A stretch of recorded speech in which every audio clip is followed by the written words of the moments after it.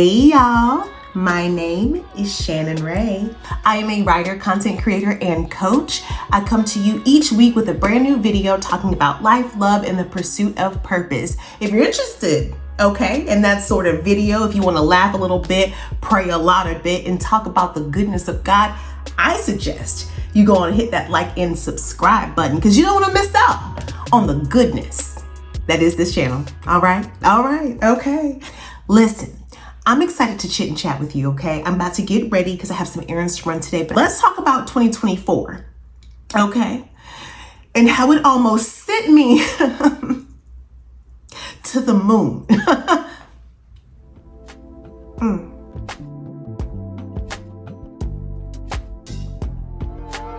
I have been, over the last, honestly, I'd say 2 months, going up against a lot of feelings of friction, tension, attack, and all of these different things. But what I finally have come to realize is that it's because I am finally truly giving God all the yeses that He has been due for. I am finally truly operating in obedience.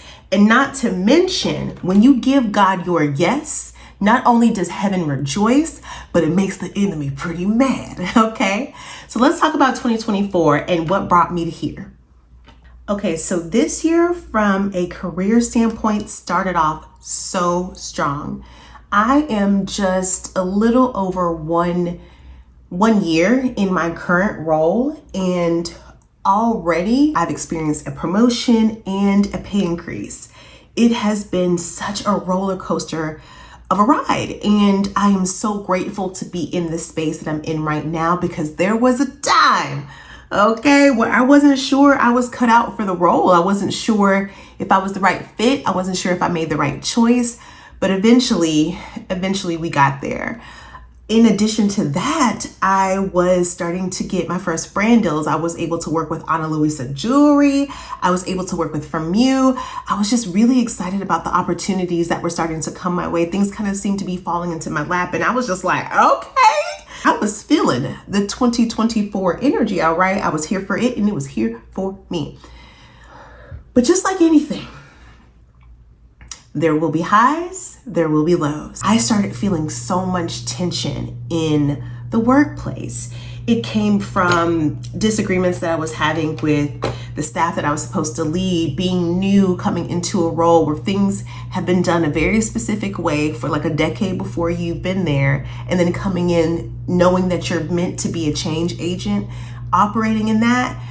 You can imagine what that opposition is like. And I had to really take a step back because it felt like an attack. I was before was a bigger organization. It felt a lot easier. There were a lot more resources, but I couldn't give up on the work that I was doing. I was determined to be good. I was determined to be helpful, but it just felt like no matter how hard I tried, the opposition towards me just kept doubling and even tripling. It got to the point where I started to question myself all the way around. Am I a good leader? Would I follow me?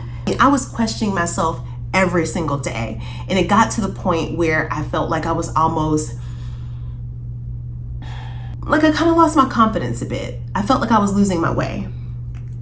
Something you have to understand is that although work can be meaningful and important, it is not the full scope of who you are. It is not the full scope of what your life is. And so balance is incredibly important. Leaning on God to help me find insights into what I'm trying to research, or the relationships I'm trying to build, or the accounts I'm trying to close, like really looking to God to be my partner in everything. I was feeling really inspired by the success that I was having with turning to God to help navigate my career decisions on a day-to-day basis.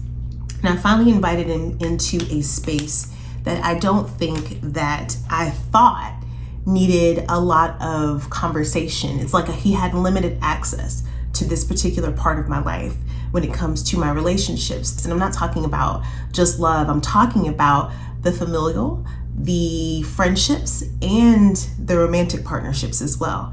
Let's talk about how in 2024, God shook all of that up. I mean, like all the way.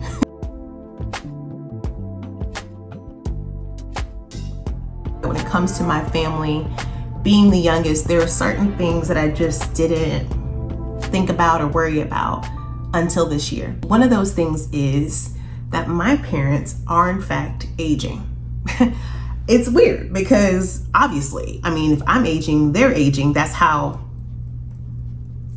right? That's how this works. However, really seeing it up close this year just put me in a position to realize that there is not always going to be someone there for me to fall back on. There's not always going to be someone there for me to feel like I'm being taken care of. I have an older brother who's wonderful and amazing. My mom and dad are still here, thank God. But I had this experience with them that just kind of shifted how I viewed my security. My mother received a very serious diagnosis in this year, and by the grace, the favor, the mercy of God, we are now fully out of the woods, and she is on the road to a beautiful recovery. She's doing really, really well. Father was having some medical issues at the top of the year. And so just to see them in these positions and to have that kind of worry always, constantly, persistently in the back of your mind, it brings the idea of mortality to your plate where it once wasn't. Like it was, I never really thought about it. And I don't know why. I know that that's the cycle of life. I know that that's what happens next. But I promise you, I didn't think my parents. I didn't think us. And I don't know why. I know that's very silly, but that is the truth. I didn't think us. I didn't. And I kept it to myself because, to be quite honest, how selfish is that, right? I mean, your mom's going through something huge. Your father is going through his own medical issues, and you're thinking about how you would feel like an orphan, how you would feel so lost if anything happened to either one of them. It's silly, I guess, or I don't know, maybe it's not that silly, but it wasn't something that I needed to be focused on when my parents were going through the things that they've been going through. I had a lot of guilt around that. I had a lot of anxiety that started to pop up, and it kind of didn't go away. Working on it though, because I know where my help comes from. Gosh, it hit me out of nowhere. Like, I don't know what I would do. I've always had them. I could always count on that. I could always count on my parents. Instead of looking at this as only having a certain amount of time left with your parents, why not look at the opportunity to show them while they're here how much you adore being their child, how much you are grateful for the childhood and family and support that they've provided to you over the years and still do every day. Even moving here, my mom bought me this desk that I'm sitting at right now. Like, it's stuff like that that just reminds you, like, life, yes, is but a vapor. Life is fleeting, but it's so beautiful. And if you do it right, you have the opportunities to do everything you need to do.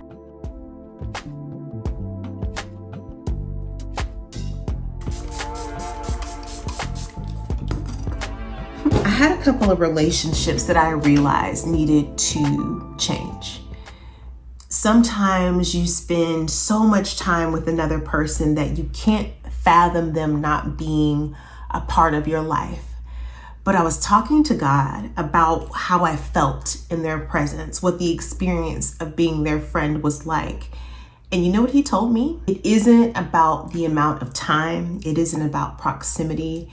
It's about people who draw you closer to me, people who draw you closer to God.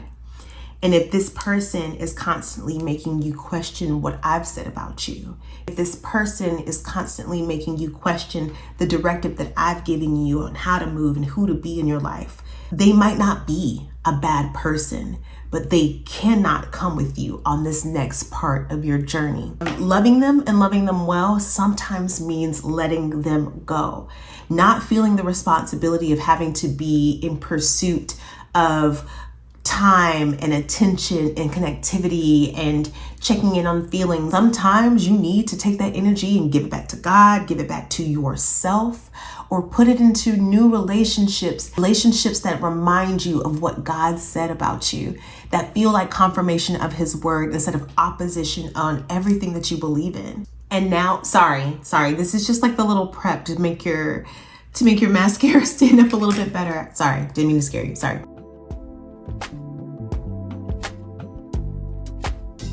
I'm gonna talk to you about this last part without distractions. So a few years ago, when I became single again, I made God a very true promise about how I would move when it came to relationships. I was going to be very intentional. I was going to take everyone back to Him, and I was going to honor the things that He showed me. This year was the first year that I ever felt the tension of a promise that big. I left a situation that I recognized that I brought myself into years ago that was really tumultuous and hard. But this year, I've been seeing a lot of goodness, a lot of things that felt fun and true and right. It felt like connection, felt like chemistry, but not like calling.